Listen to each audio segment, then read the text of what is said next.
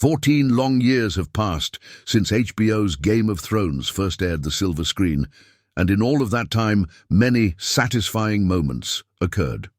Whether it be a deceased character being avenged or a character coming out on top after having endured hardships, the moment has happened. We have composed a list of 15 of the most satisfying moments that we all know we enjoyed watching.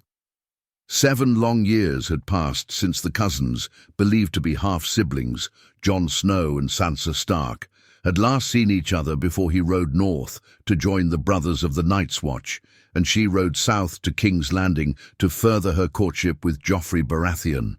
Sansa, having escaped her abusive husband Ramsay Bolton in the last episode of Season 5, ventured to Castle Black in Season 6, where Jon was believed to still have been the Lord Commander of the Night's Watch.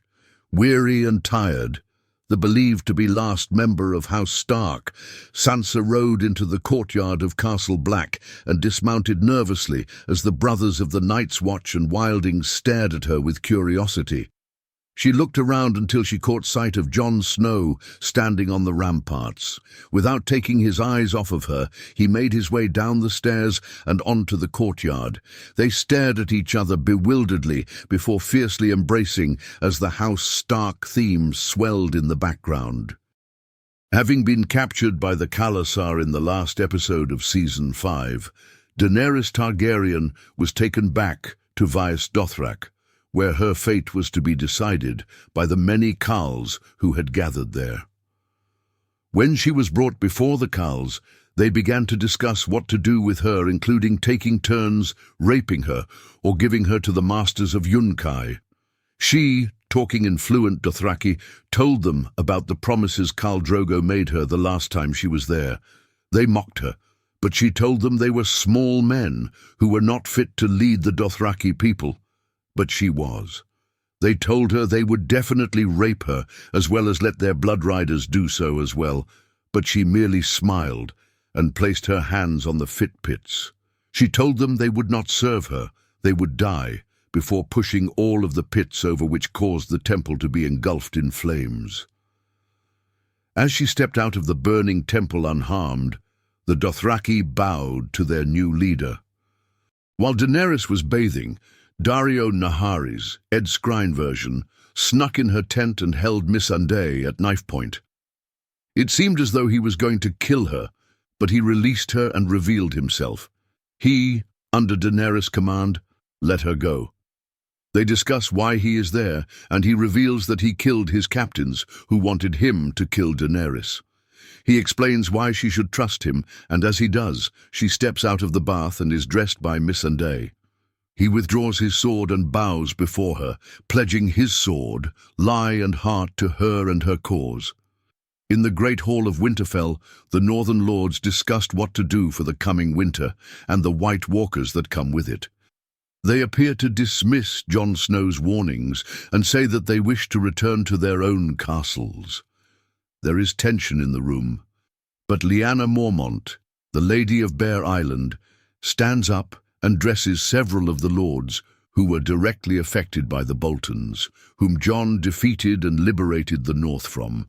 She states that she and House Mormont have always remained loyal, and that the only person they will address as king is a Stark, whom, despite not having the name, Jon is. The other lords apologize for not committing to his cause at first and begin to pledge their loyalty. The entire hall, even the wildlings and knights of the Vale, raise their swords and declare him the king in the north. Spiteful and cruel, the beggar king, Viserys Targaryen, violently abused his younger sister, Daenerys Targaryen, and threatened her if she should not comply with him in Episode 1 of Season 1. His cruelty became even more apparent when he sold her as a bride to a frightening Dothraki warlord in exchange for an army, especially when she begged him not to, and he told her that to claim his throne, he would let the Khalasar of 40,000 men and their horses rape her. When his sister began to break free of his control, he tried to beat her whilst she was pregnant, although he did not know at that time. But she hit him round the head with a golden belt, which in hindsight acted as foreshadowing for his satisfying death. After having drunk excessively, he stumbled into Khal Drogo's hut and shouted about wanting his crown. When he was told his place is back with the common Dothraki people, he threatened the lives of Daenerys and her unborn child.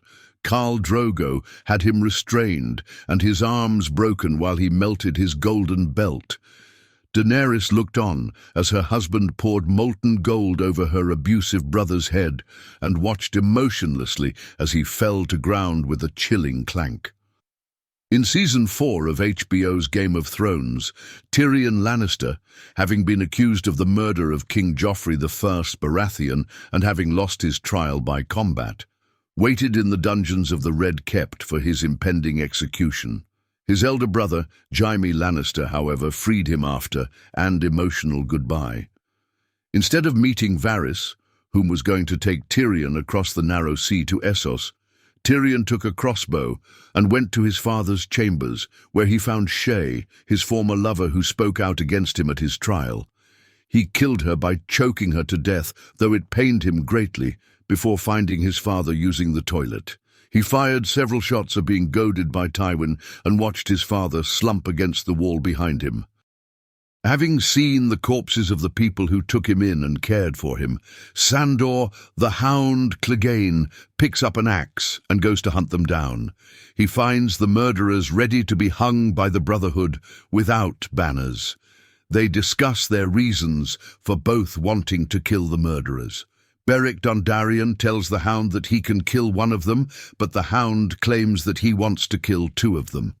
He then kills the two he was given permission to kill. He then sits around a fire with the Brotherhood and eats. As he does so, Beric tells him that he should join them. Thoros of Myre explains that the Brotherhood have a purpose that the Lord of Light has given them. Beric tells him is not too late to begin helping, and he agrees to join them.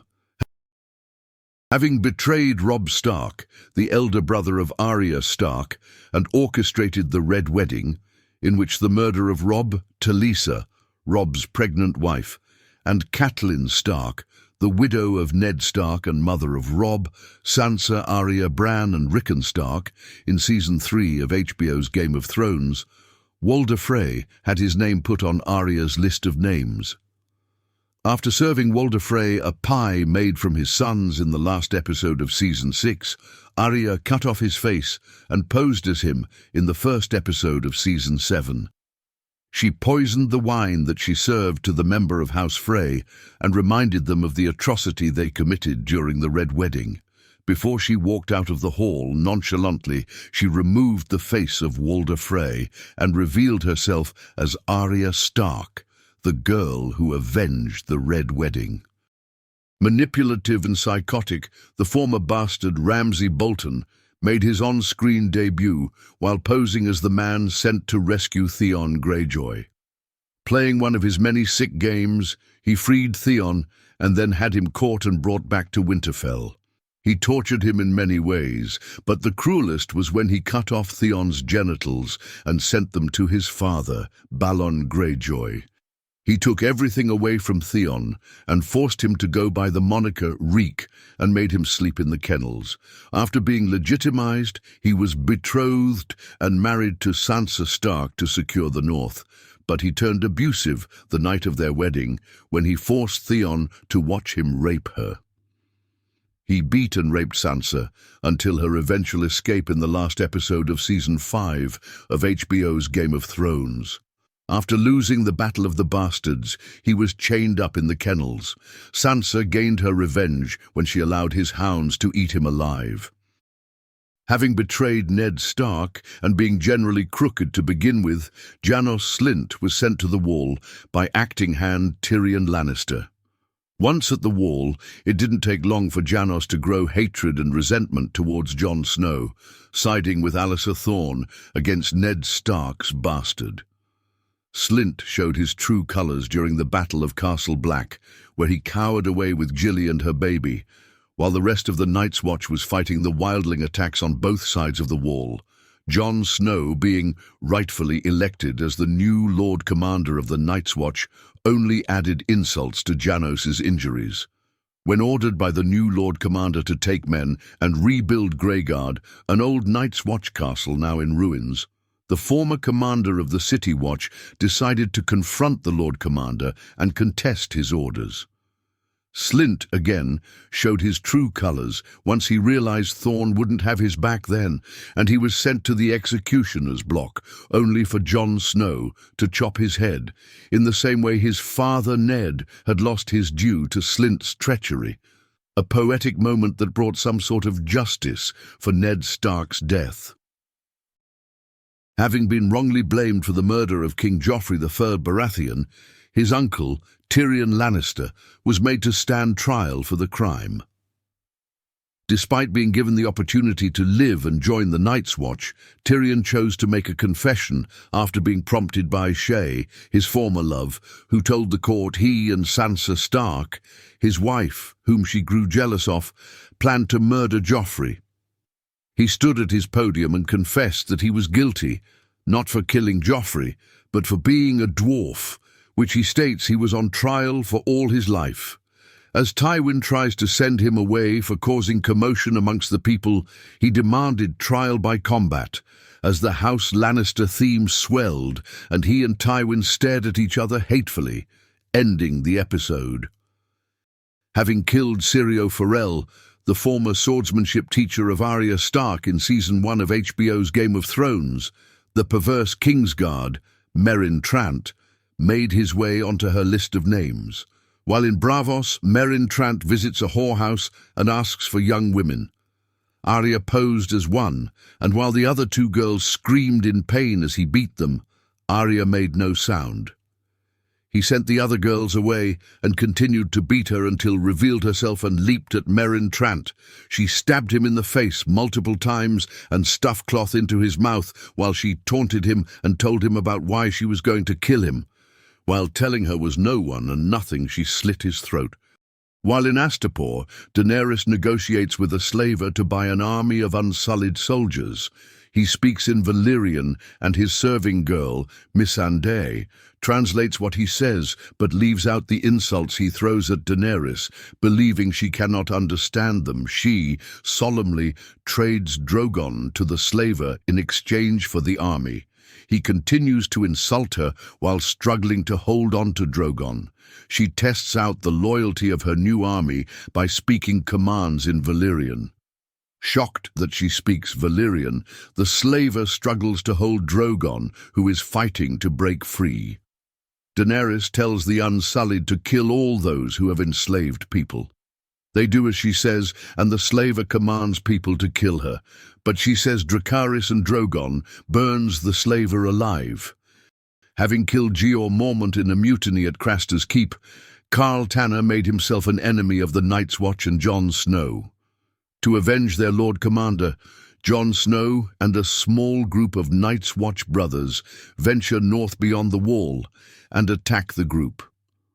Although Karl has the upper hand at first, because of his dirty tactics and fighting styles, Jon eventually earns the upper hand when one of Craster's daughters, whom Karl and the other mutineers raped and abused, stabbed him in the back. While he was distracted by her, Jon stabbed Karl through the skull with Longclaw, the Valyrian steel blade that Jeor Mormont had gifted Jon with for saving his life many years prior. Petulant and cruel, the false king, Joffrey Baratheon, found great pleasure in taunting and abusing people. His first act of true cruelty on screen was when he cut the butcher's boy's face until Arya Stark stopped him. He threatened her and shouted obscenities at her until her direwolf Nymeria attacked him. His true nature, however, reared its ugly head when he was crowned King Joffrey I Baratheon. The power having gone to his head, he executed Ned Stark on false charges of treason, despite promising Sansa to grant him mercy. From then on, he continued to taunt and abuse Sansa Stark by forcing her to look at her father's decapitated head, having his Kingsguard beat and humiliate her, and threatening to rape on her wedding night to his uncle, Tyrion Lannister.